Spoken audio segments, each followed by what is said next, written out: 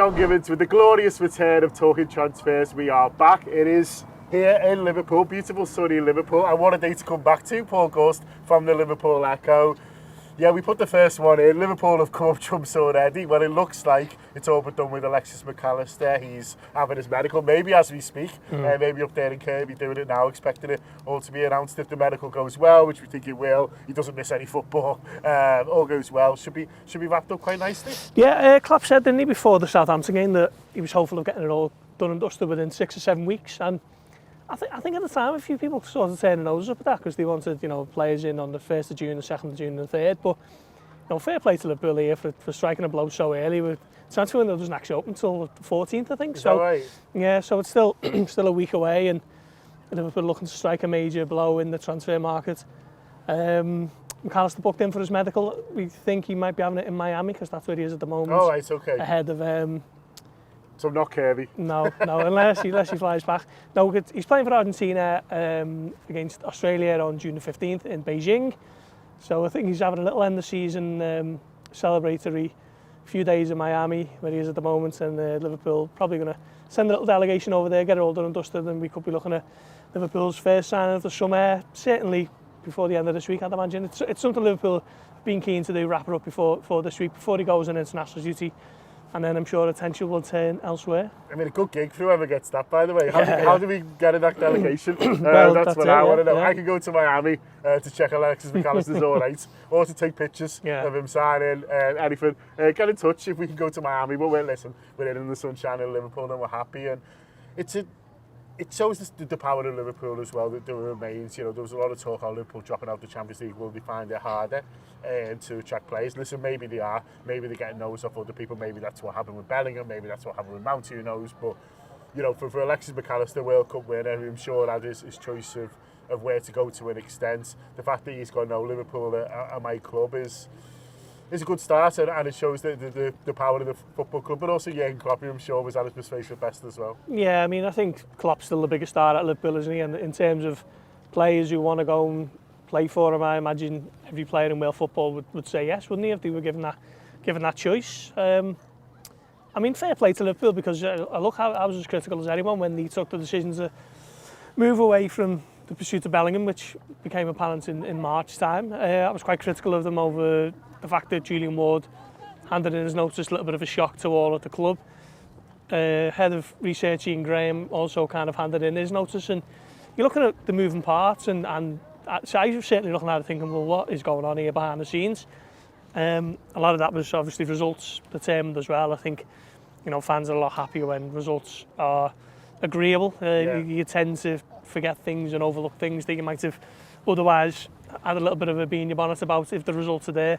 But certainly I was looking at it thinking, well, this looks like not all on the same hymn sheet and whatever else. But I think striking a deal for McAllister so early, so decisively, seems that all is well behind the scenes at Liverpool, and it's business as usual, despite obviously Julian Ward walking away, George Schmacker coming in, and a lot of movement, with key roles, but seem to still be producing the same results.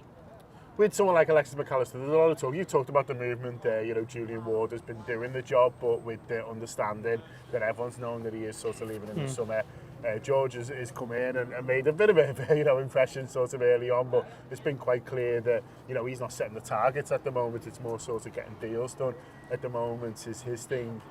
So I guess who do you think has driven the Alexis McAllister thing, or is it a case of for such a quality midfielder then he could do a job for any team, so why wouldn't you?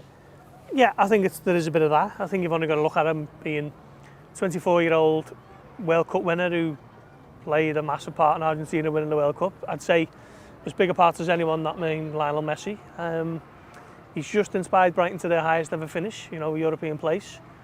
There's so much upside to him that it's a little bit of a no-brainer, certainly. If there is a clause in his contract that is, means that he's available for a significantly lower sum than what you'd expect of a player of his calibre, his age, and his profile. So, yeah, I mean, a lot of it is a little bit of a no-brainer situation, but ultimately I think Jurgen Klopp signs off on the transfers, doesn't he? Obviously, Liverpool have got the scouting department that dovetails well with the data departments and whatever else, and then the kind of key targets is established, and I think Schmacker said, didn't he, last week, that Klopp kind of picks from the list, but I think if McAllister's on a list that doesn't include Bellingham, I think you're probably putting him near the top and thinking, well, he's the one that we're going after, and then we'll see how the ducks fall into a row after that. Do you think once they've decided not to pursue the Bellingham thing, or once the Bellingham thing's gone away, depending on sort of, which version of the events you choose to believe, but once they've, anyway, the Bellingham thing has moved on, do you think McAllister was the #1 target and that's why they've gone after him quickly, or do you think it's actually more likely or more possible that with the release clause it was maybe just easier to do and some of the others will take a bit longer? Both, really. I do think he was kind of earmarked as the #1 post-Bellingham target, if you like. Once it became clear the cost of a Bellingham, I mean, you probably get 3 McAllisters for that. Yeah. If Liverpool are going to be paying 45 million, which we think that's what it's going to be. So, I just think it's just very Liverpool, isn't it? The fee, the age of the player, the profile, not necessarily coming from a club of similar stature, someone who they feel can become a real leading light in European football in coming years, I'm sure, but not there yet. So there's a lot about it that just, ticks boxes in terms of how Liverpool recruiting. Yeah. It's a big kind of building block in place for that midfield restructure, if you like.